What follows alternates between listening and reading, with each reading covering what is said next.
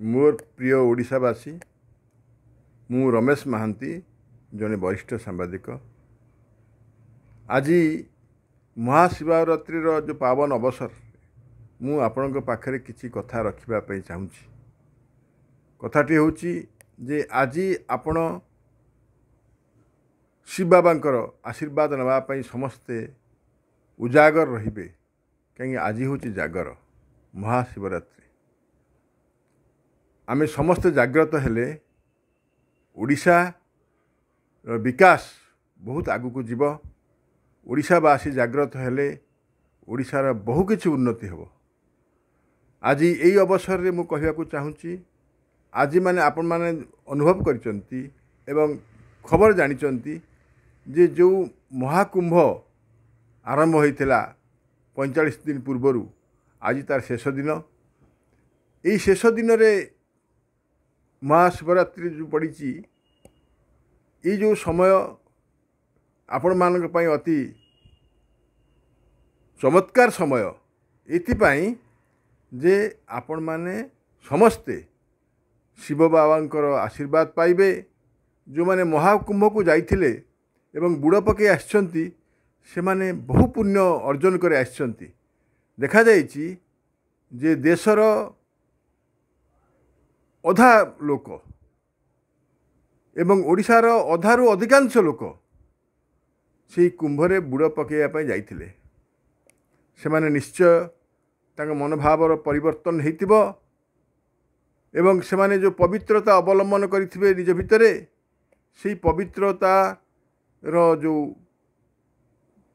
कार्यक्रम एवं पवित्रता पाई तांग मन रे जो दृढ़ता आछि सेही तारी माध्यम रे ओडिशार विकास पाई से निश्चय काम करिवे।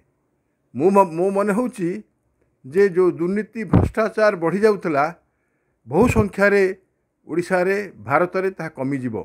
काहेकि ना बहु लोक एई पुण्यतिथि मानकरे बुड़ पकई तांकर पाप धोई निजर पुण्य अर्जन करी एई पुण्यता भारतवर्ष को एवं ओडिशा को पावन करबा पाई निश्चय उद्यम करिवे।